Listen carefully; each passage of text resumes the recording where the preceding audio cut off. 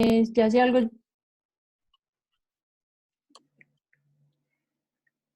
Bueno, buenas tardes. Junto a mis compañeras Valentina Jaramillo y Mariana Mira vamos a exponerles hoy el tema de bronquiolitis, pues ya que es una enfermedad de gran importancia en la práctica pediátrica por su frecuencia y que genera tanto una mortalidad importante como costos sociales y económicos elevados. Entonces, dale. Hay como varias definiciones de bronquiolitis. En el libro de la CIB está que es una enfermedad infecciosa del tracto respiratorio que compromete los bronquios terminales, produciendo un cuadro clínico de bloqueo de la vía aérea. New England lo define como el primer episodio sibilante en menores de 12 meses. En muchos seminarios, pues con docentes, lo definen como una inflamación de bronquios. En el 10% de los lactantes, hombres y menores de 6 meses tienen más complicaciones, pero es el primer episodio sibilante en menores de 2 años. Listo, entonces para la epidemiología va a ser la principal infección del tracto respiratorio en niños menores de 2 años. El pico de presentación va a ser de los 2 a los 6 meses y va a ser más frecuente en los hombres porque los hombres van a tener las vías respiratorias más estrechitas.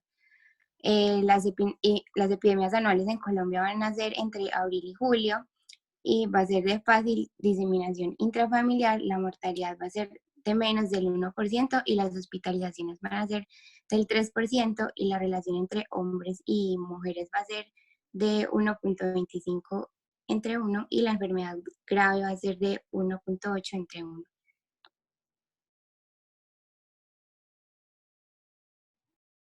Bueno, dentro de la etiología, el principal responsable, pues como de la bronquiolitis, es el virus respiratorio sincitial. Se presenta en un 75% de los pacientes, tiene un periodo de incubación de 2 a 8 días. También está la parainfluenza, especialmente la tipo 3 en un 20%, de otros virus como rinovirus, adenovirus, influenza, Sampión y varicela están en un 20% y la única bacteria que es el Mycoplasma pneumoniae en un 3%. Bueno, acá les trae como una tablita con los porcentajes, pero siempre teniendo en cuenta que lo más común y lo más frecuente siempre es el virus respiratorio sincitial. Bueno, para entender un poquito más la bronquiolitis voy a explicar la fisiopatología. Entonces, es una obstrucción de la vía aérea periférica, ¿cierto? Entonces el virus hace que se produzca una respuesta inmune exagerada y por ende haya un daño celular pues que trata de destruir el virus.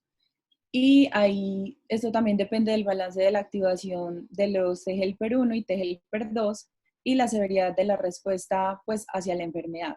Entonces se cree que las células T citotóxicas no logran responder bien al virus por inmadurez de la inmunidad, aunque se cree que hasta los 6 meses, pues los niños tienen como los anticuerpos procedentes de la madre. Entonces el virus se une por sus glicoproteínas F y G a las células del huésped y la F es la que realiza la fusión con la membrana celular y el virus logra entrar a la célula. Este se empieza a replicar una vez haya ingresado a la célula y activa los CD4, CD8, linfocitos, los natural killer y los granulocitos. Secundaria a esto se produce una inflamación con edema de las células epiteliales y una disfunción ciliar que conlleva pues a la obstrucción característica de la vía aérea que produce las sibilancias. Al inspirar por la presión negativa el aire pasa, pero cuando el niño intenta aspirar es la obstrucción la que produce el silbido y no permite el paso del aire. Listo. El epitelio se regenera más o menos de 3 a 4 días después. Eh, Hay como una imagencita de la fisiopatología. Dale en la otra, por favor. Bueno, no se ve muy bien, pero ahí explica súper bien como todo lo que les estoy diciendo, con una imagen pues como más microscópica de eso. Entonces hay una necrosis del epitelio con la destrucción ciliar que les había mencionado y se disminuye pues el barrido mucociliar, lo que produce pues que el moco forme tapones y esto sumado a los detritos celulares se produzca la obstrucción en los bronquiolos terminales. Entonces, además pues del edema y el exudado de proteínas que se da hacia la luz bronquial, que empeora pues como el cuadro y genera el broncoespasmo. Entonces, los cilios, como ya les dije, la lámina basal, pues el epitelio se demora 4 días en regenerarse y los cilios aproximadamente 15 días a 3 meses. Si este no se revierte en este tiempo y sigue progresando, se denomina una bronquiolitis obliterante, que es una obstrucción crónica y persistente de la vía aérea con destrucción severa pues, del epitelio, produciendo así una hiperplasia que se extiende hacia la luz bronquial y que puede llevar a falla respiratoria con hipertensión pulmonar y cor pulmonar. Principalmente la bronquiolitis obliterante es por adenovirus. Entonces, resumido así, entonces la fisiopatología es un aumento de la resistencia de las vías aéreas, lo que produce un atrapamiento de aire en la fase expiratoria con un volumen residual aumentado. Es lo que explica pues las sibilancias y se produce una acidosis respiratoria por la retención de CO2 y también una acidosis láctica por aumento del trabajo que tienen que hacer los músculos respiratorios. Se produce pues también una hipoxemia que puede llevar a insuficiencia respiratoria aguda y finalmente la muerte. Por eso es tan importante que reconozcamos tempranamente a los pacientes con bronquiolitis. Listo, entonces para los factores de riesgo tenemos que edad de menores de 3 meses, la enfermedad pulmonar crónica del prematuro, que es la displasia broncopulmonar, la enfermedad cardíaca congénita, porque estos bebés van a tener pues una limitación para aumentar el gasto cardíaco para responder a las infecciones respiratorias, el síndrome de Down, porque la hipotonía pues no les va a permitir que hagan buen manejo de las secreciones, la inmunodeficiencia, las enfermedades neuromusculares y factores ambientales y meteorológicos. Listo. Entonces, para la clínica lo vamos a definir como el primer episodio de sibilancias de los niños menores de 2 años. Entonces van a tener síntomas de enfermedad del tracto respiratorio inferior como tos, taquipnea y aumento del esfuerzo respiratorio. Entonces la van a manifestar con crépitos, aleteo nasal, y bueno, pueden tener retracciones intercostales, subcostales o supraclaviculares. Le podemos auscultar estertores inspiratorios y sibilancias expiratorias y también ruidos transmitidos de las vías aéreas superiores. Pues a esos niños, en el anterior sí, uno va y los ausculta y pues encuentra una cosa y a los 5 minutos le puede encontrar una cosa totalmente diferente, entonces es algo súper de ellos.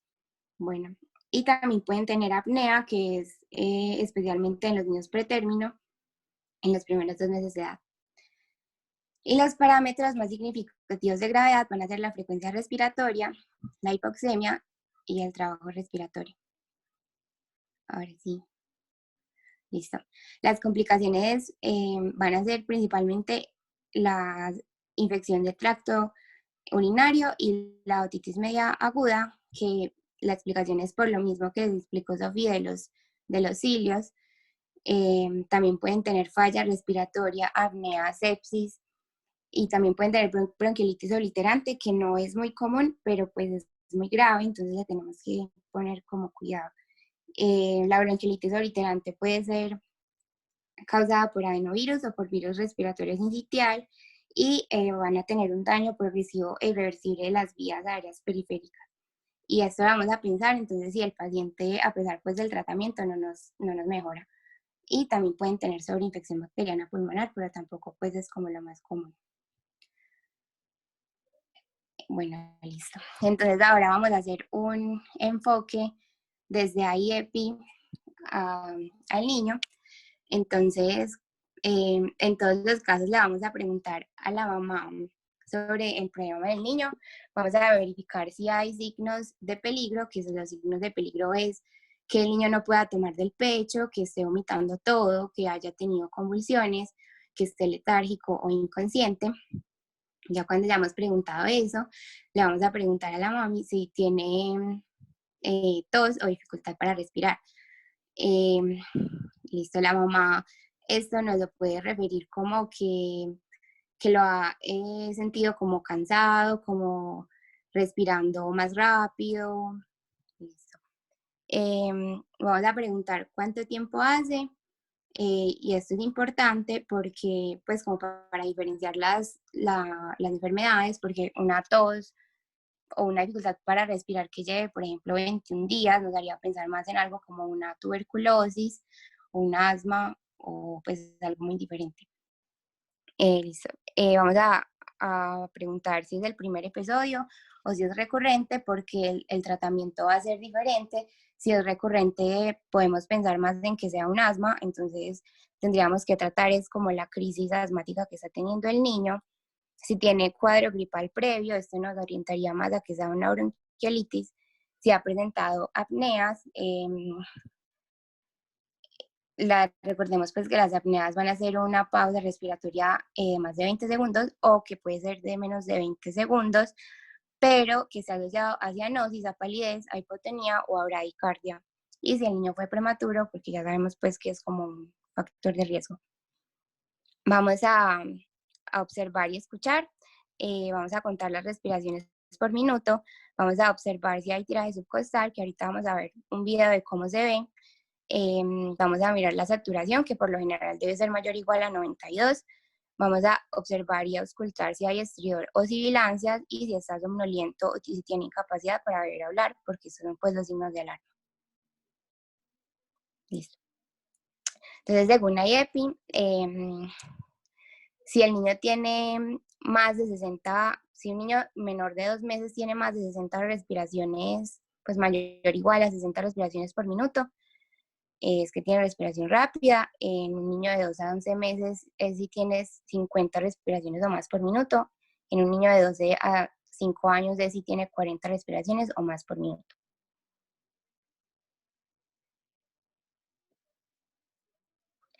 Y ese es el video del tiraje subcostal.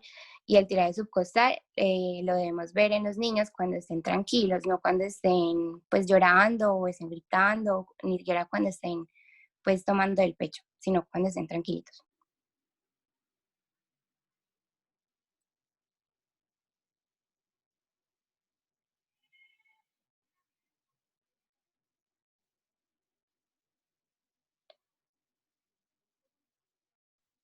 Y en ese creo que tienes que activar tu micrófono, ¿vale? Para que se escuche.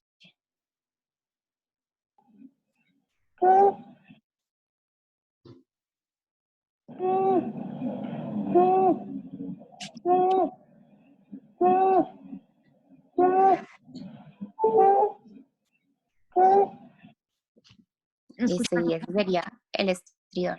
Sí, sí se escuchó. Ah, bueno. Listo, entonces ya después de eso vamos a pasar a clasificar al niño en la siguiente diapositiva, en bronquiolitis grave o bronquiolitis. Entonces, si es un niño menor de 2 años de edad con un primer episodio sibilante que está precedido de un cuadro gripal hace 2 o 3 días y tiene tiraje subcostal, respiraciones rápidas, apnea, una saturación menor de 92, tiene menos de 3 meses o menos de 6 meses y antecedente de prematuridad, la vamos a clasificar como una bronquiolitis grave y lo vamos a referir urgentemente al hospital. También entonces le vamos a administrar oxígeno y si tolera la vía oral, le vamos a aumentar la ingesta de líquidos y la leche materna. Y si es un niño menor de 2 años de edad con un primer episodio sibilante que está precedido de cuadro gripal de hace 2 o 3 días, pero no tiene tiraje subcostal, no tiene respiraciones rápidas, no tiene apnea, la saturación está mayor o igual a 92, es mayor de 3 meses y no tiene antecedente de prematuridad o es prematuro pero ya tiene más de 6 meses, lo vamos a clasificar como una bronquiolitis y le vamos a hacer aseo nasal con suero fisiológico cada 3 a 4 horas, le aumentamos también la ingesta de líquidos y de leche materna, le enseñamos a la mamá cómo cuidarlo en la casa, le enseñamos a la mamá los signos de alarma y cuándo debe volver al hospital y le programamos una consulta de seguimiento 2 días después. Y esa es la escala de Wood-Downs modificada por Ferrez, que bueno, tiene unos puntos y unos parámetros que son las sibilancias, el tiraje, la frecuencia respiratoria, la frecuencia cardíaca, la ventilación y si tiene cianosis o no. y ya dependiendo del puntaje, lo clasificamos en bronquiolitis leve, moderada o grave. Pero esta pues, escala no es algo que se utilice mucho en la clínica, igual es algo que tenemos que tener muy en cuenta cuando estemos revisando a nuestro paciente, pues todos esos parámetros los tenemos que tener en cuenta cuando lo revisemos y también cuando estemos haciendo la historia clínica.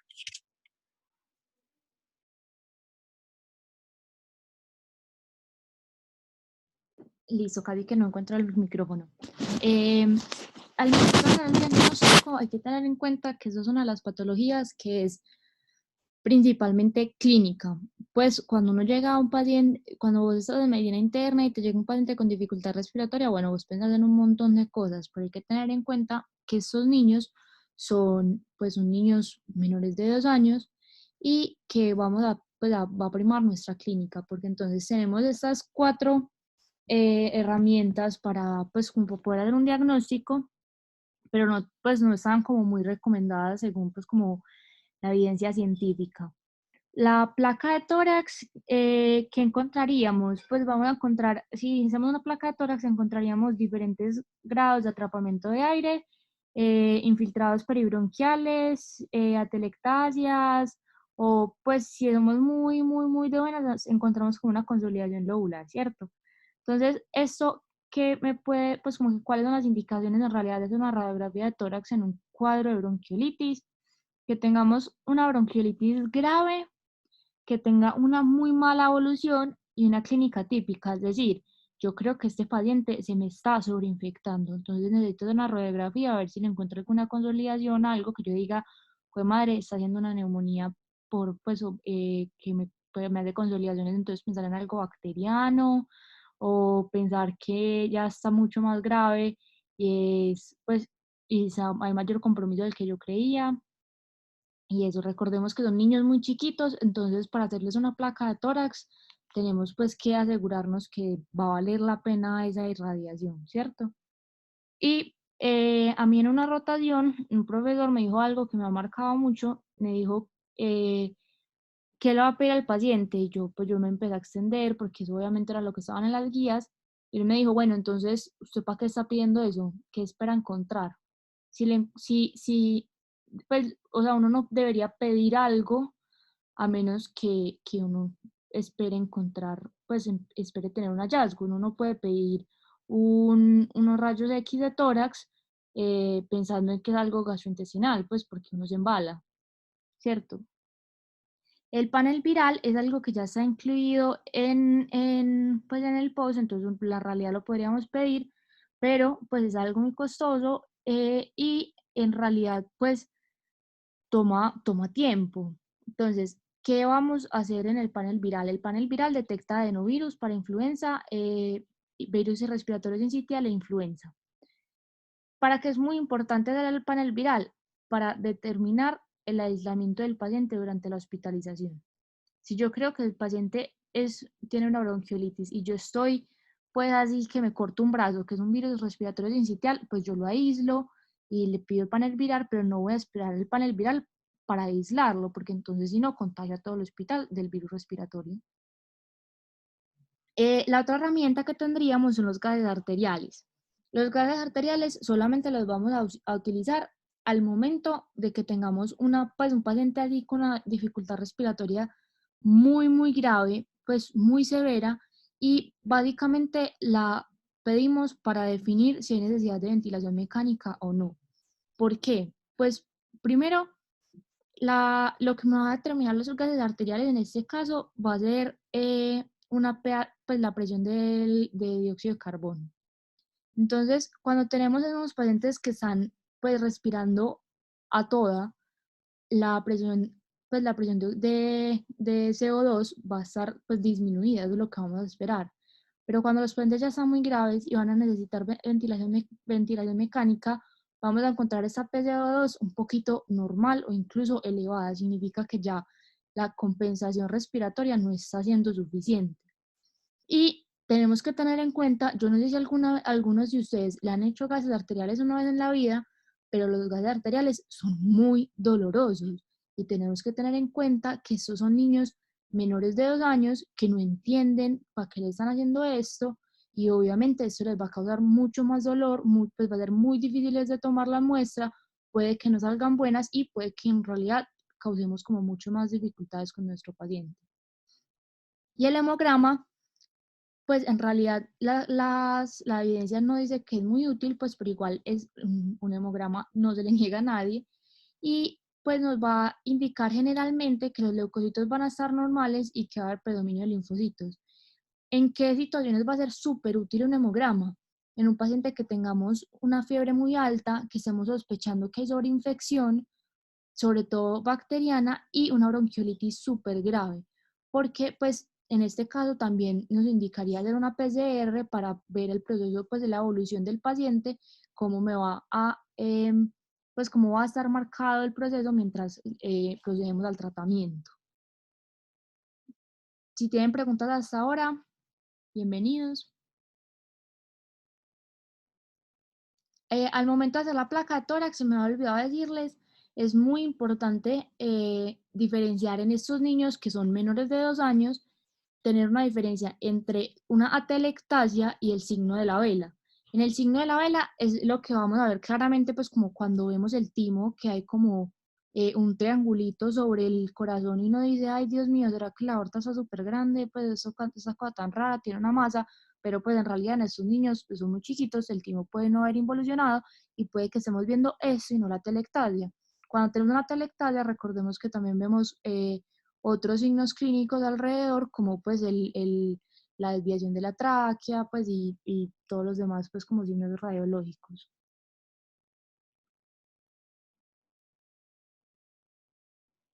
Bueno, es importante entonces también mencionar los diagnósticos diferenciales a tener en cuenta, ya que pues obviamente hay que descartar cosas más graves. Entonces está el asma, la fibrosis quística, la neumopatía aspirativa por reflujo gastroesofágico, por un cuerpo extraño, sobre todo pues que presentan sibilancias, que tengan trastornos de la deglución y que tengan fístulas. Entonces, lo más importante de todo y el diagnóstico principal diferencial es el asma. Dale. ¿Por qué es importante el asma? Entonces, el asma es importante porque es muy fácil, es muy difícil diferenciar entre el primer episodio sibilante de asma o que sea bronquiolitis. Incluso uno de los doctores nos decía estos días que la bronquiolitis puede ser la primera manifestación del asma en pacientes que tengan factores de riesgo. La edad tampoco los diferencia, aunque obviamente hay asmas que se presentan después de los 2 años. Siempre, pues por lo general, siempre el primer episodio de asma es en menores de 1 año, lo mismo que la bronquiolitis, también es una enfermedad broncoobstructiva. La bronquiolitis se presenta en repetidas ocasiones, se debe pensar que es asma hasta que se demuestre lo contrario. Y obviamente por acá les trajimos como este cuadrito de el IPA que nos orienta más hacia asma. Entonces tenemos criterios mayores y criterios menores.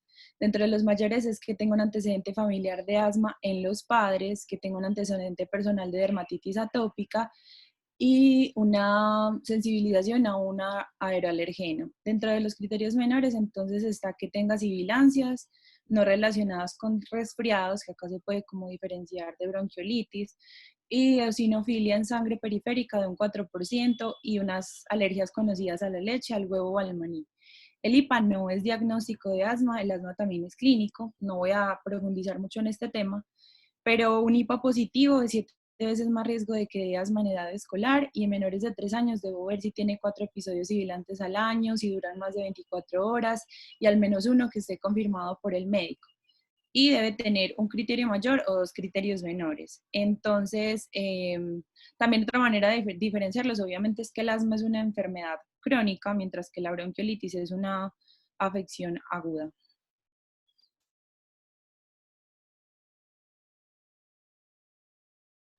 Listo, entonces ya pues nos llegó nuestro niño pues como con todos pues con todo su cuadro de bronquiolitis y nos llegó el momento de decir si lo vamos a dejar hospitalizado o no.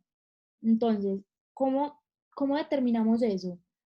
La mayoría de los casos leves van a necesitar un manejo ambulatorio pues, y un caso leve es, pues, el niño se ve bien, no se ve, pues, como que tan decaído.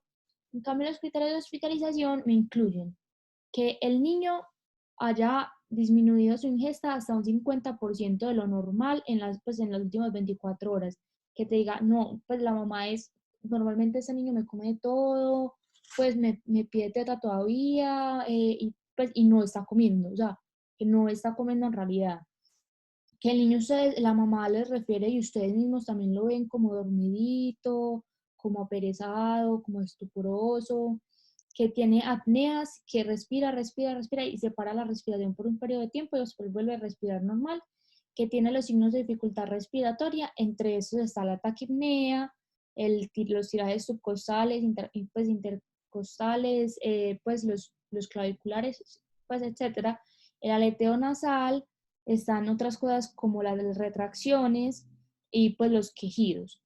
Tenemos que tener en cuenta que, y sin importar la edad, una frecuencia respiratoria sobre 70 repeticiones por minuto es demasiado alta. Pacientes que veamos que tienen cianosis, ya sea peribucal pues, o periférica, la saturación de oxígeno está menor de 92, que en el caso pues, de Medellín es considerada pues como ya pues está desaturado, que tengan enfermedades de base como pacientes que tengan pues alteraciones broncopulmonares, pacientes que hayan nacido prematuros o que tengan cardiopatías congénitas, que el diagnóstico yo diga, pucha, yo creo que es una bronquiolitis, pero sabes que no estoy tan segura. Yo creo que de pronto también puede ser una neumonía. ¿O será que es una neumonía febril? No estoy segura todavía. Entonces, cuando el diagnóstico está incierto, es mejor dejarlo supervisado, porque después de una neumonía febril se te complica una meningitis y pues, ¿qué hiciste? Nada. En menores de 3 meses, como lo habían dicho antes, en menores de 3 meses suele ser muchísimo más grave y acá es súper importante recordar que en los prematuros hay que corregir pues como la edad. Ya el riesgo social pues en nuestro país influye mucho porque si es una paciente que no tiene cómo estar viniendo al hospital, que vive en una vereda súper lejana, que tiene que coger pues 20.000 formas de transporte para llegar a vos, pues no la vas a volver a la casa y le vas a decir en 2 días me traes al niño. No. O sea, lo más responsable como médico es dejarlo pues tú supervisándolo para vos estar segura de que el niño se va a ir bien para la casa y después en 2 días la mamá no va a tener que buscar por cielo y tierra cómo llevártelo, sino que lo responsable sería dejarlo ahí. Entonces ya tenemos nuestro niño hospitalizado o pues no lo vamos a hospitalizar, sino que lo vamos a decir, ve, esto es un caso leve, entonces se va para la casa, ¿tú qué le vas a decir? Aseguremos que por vía oral la hidratación y la nutrición sean súper buenas, vuelva, pues coma normal, se hidrate muy bien y pues por ahí eso, primer punto. Segundo punto, la limpieza de las fosas nasales. Eso normalmente se hace con solución salina, pues, es nuestra responsabilidad enseñarle a las madres cómo hacerla. Eso es súper fácil. Pues a mí me lo hicieron mucho cuando yo era chiquita, unos pedazos con una jeringuita. Hay muchos videos en YouTube, pues se puede buscar muy fácil. Se usa solución salina, agüita pues como con sal, con las medidas pues como correctas, se meten en una jeringa y se limpia una fosa nasal y después se limpia la otra fosa nasal. Esto es súper importante porque así vamos pues, a mantener la permeabilidad pues, de las fosas. Aparte de esto, pues vamos a decir, como hay muchas mamás que les dicen como, no, es que la vecina me recomendó que le diera esta cosita, que le este inhalador, yo no sé qué. Entonces hay muchas mamás que les dan salbutamol, que les dan cosas, pues bromuro y pratropio en la casa, porque la vecina les recomendó. En los casos de bronquiolitis es súper importante tener en cuenta que esto no está muy recomendado. Claro está que si la paciente tiene pues 1 año y medio y ya le han dado bronquidilatadores antes y la mamá te dice, no, es que ella siempre le da esto y mejora, vos vas a pensar, pues madre, ¿será que esta ha sido una bronquiolitis? ¿O será que esta niña va a tener un diagnóstico de asma más adelante? Y en todas esas cosas de inhaladores, pues de aerosoles, todo es súper importante no recomendar el uso de vaporizadores. El tercer punto muy importante es indicarles la dosis de acetaminofén cada 6 horas para controlar pues como la fiebre. Todo el mundo pues juzga a los médicos porque dicen que solamente mandamos acetaminofén para todo, es porque el acetaminofén es lo máximo, o sea, es el mejor antipirético, es el mejor de todo. Entonces, ¿cómo es el mejor antipirético? Si el niño presenta pues fiebre, vamos a recomendar los 15 miligramos por kilo cada 6 horas, que es la vida media, para así pues evitar que los niños pues, nos permanezcan como febriles y las mamás se preocupen más. Ya lo vamos a dejar en el hospital y vamos a decidir la terapia. La terapia es principalmente sintomática, o sea, es de soporte.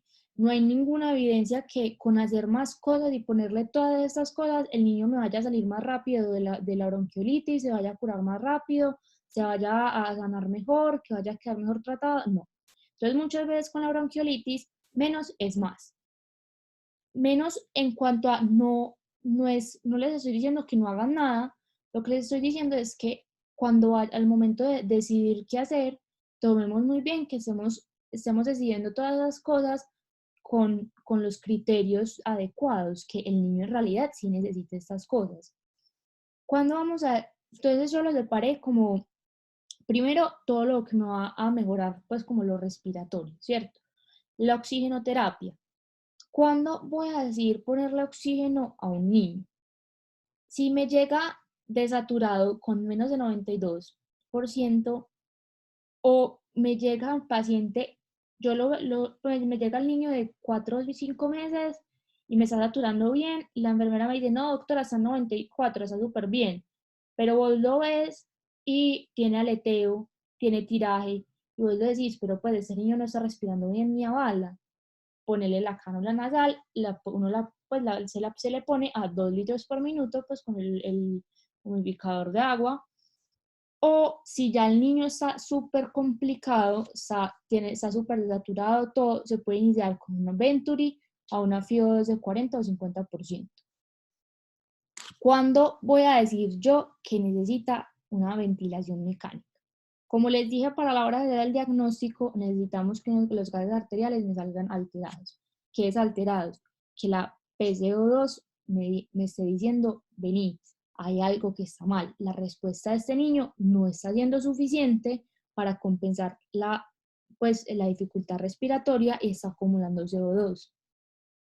Pues este niño tiene el riesgo de caer en una acidosis respiratoria, hacer un narcolepsia, puede hacer muchísimas cosas por esa alteración respiratoria. Va a necesitar ventilación mecánica. La ventilación mecánica hay que tener en cuenta que se va a usar, pues se va a iniciar a presiones bajas y a altas frecuencias respiratorias y la duración promedio que tienen los niños al iniciar ventilación mecánica es de aproximadamente 10 días. Entonces, cuando vayamos a tomar esta decisión hay que tener muy en cuenta que vamos a estar muy seguros de que la necesita, porque mantener 10 días a un niño con ventilación mecánica, que es el promedio de lo que se ha estudiado, que es lo que lo necesitan, pues muy duro. Las nebulizaciones es un paso pues que en realidad ha sido súper efectivo y se puede considerar pues como para aliviar síntomas en casos leves y moderados. Entonces ha sido pues como que ha demostrado que hay una disminución pues como en el tiempo de hospitalización porque también actúa como induciendo al esputo y a la tos del niño. Entonces me va a ayudar como, pues como en el moco principalmente. Esta solución salina se va a preparar pues como es hipertónica, entonces vamos a usar solución salina pues como al 3%, leí ahí, pues leí en el New England, pero pues también se puede dar con 0.9. Entonces, se tiene que tener en cuenta que vamos a usar un cc de cloruro de sodio, pues de sal, más 3 cc de agua destilada o un cc de cloruro de sodio más 4 cc de solución salina. Eso me va a permitir, pues, como hacer las nebulizaciones, van a ser principalmente cada 4 a 8 horas, no hay un tiempo determinado, simplemente tú vas a ver la evolución de tu paciente. Pues, vos le pones una y la enfermera te dice, no, mira cómo está bien, ¿será que le pongo otra? No, ponerle otra en 6 horitas. Si está muy bien, no en 8, a ver cómo va. Entonces pues las nebulizaciones, si son muy a ojo clínico, no se necesitan 15 nebulizaciones para que ya puedas, ya pues con 15 nebulizaciones ya el niño está bien, no. Puede que hay niños que necesitan 5, hay niños que necesitan 2, hay niños que necesitan 1. Los esteroides definitivamente no son recomendados, sin embargo, pues actualmente se han usado mucho sin estudios pues como claros que los soporten, pero se ha usado en ciclos cortos por 5 a 7 días en casos de pacientes muy, muy graves. Sobre todo pues en pacientes que tengan como mucha inflamación de las vías aéreas y uno diga, pues este paciente está principalmente inflamado. Y ya la acetaminofén, como les dije antes, yo soy súper fan de la acetaminofén, 10 a 15 miligramos por kilo dosis cada 6 horas pues en los niños, en caso pues como de presentar fiebre y malestar general. Ya en este caso tenemos como los otros pues como formas de tratamiento. Los antivirales, hablamos de la ribavirina en nebulizaciones. Se puede usar ribavirina en nebulizaciones pues de 12 horas por 2 a 3 días en casos muy específicos. ¿Qué son estos casos específicos? Pacientes que estén en ventilación mecánica, que tengan displasia broncopulmonar, cardiopatías congénitas o inmunosupresión. Todo, pues tenemos que tener en cuenta que esto puede causar teratogenicidad en el personal de enfermería y va a generar un efecto rebote en las primeras horas de tratamiento. La adrenalina. Pues, hay como estudios que dicen que está recomendado y otros estudios que dicen que no, pero para recomendar el uso en bronquiolitis, pues todavía como que le faltan estudios, ¿cierto?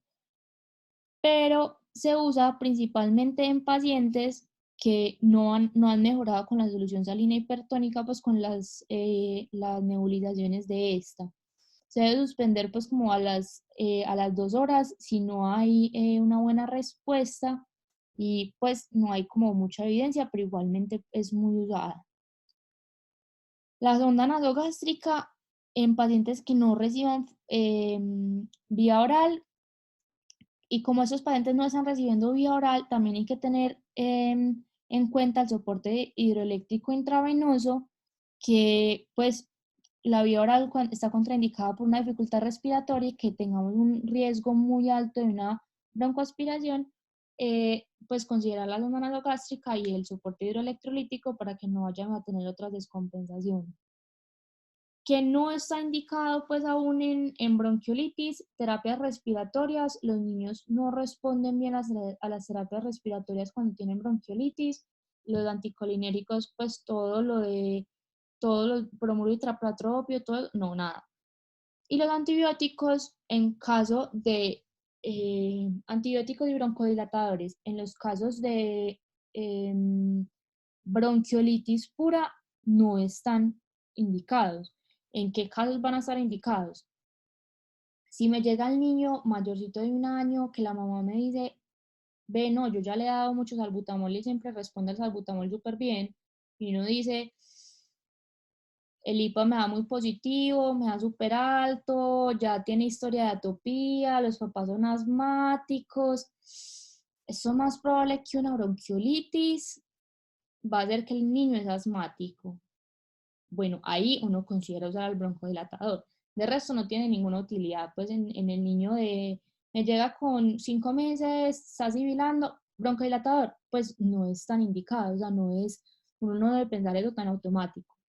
Y el antibiótico, como les dije antes, pues como hemos dicho, como durante todo esto es principalmente causado pues por virus, y el antibiótico no me va a atacar pues como nada viral, a menos de que estemos pensando de que hay una sobreinfección y que veamos el paciente súper séptico, pues que veamos el paciente como súper grave, que uno diga, pues madre, no, este mal tiene algo más. O sea, tiene una otitis, le dio una neumonía, pues le dio algo más y esto es posible que se me esté complicando, vamos a darle antibiótico. Pues en este caso también pensaríamos en hacer rayos X, pensaríamos en hacer un montón de cosas más. Ya, pues eso es como todo lo que teníamos pues, para presentarles hoy. No sé si tienen preguntas. La bibliografía pues que tomamos para hacer toda esta presentación fue pues este capítulo de la pues del capítulo 34 de bronquiolitis, este artículo pues del New England y la guía de IEPI pues comunitaria y ya. Preguntas, dudas. Muchísimas gracias. Me parece que quedó todo muy claro. Me parece que lo hicieron muy bien. Niñas, sí, felicitaciones, estuvo súper buena la presentación, muy bonita, muy agradable, fácil de seguir. Ustedes me parece que se expresaron demasiado bien, tenían buen dominio del tema, la verdad a mí me gustó mucho. Y ahí queda pues la grabación para que la vea más gente. Esta hora a veces es difícil, pero bueno, igual se hace lo que se puede. Muchísimas, muchísimas gracias.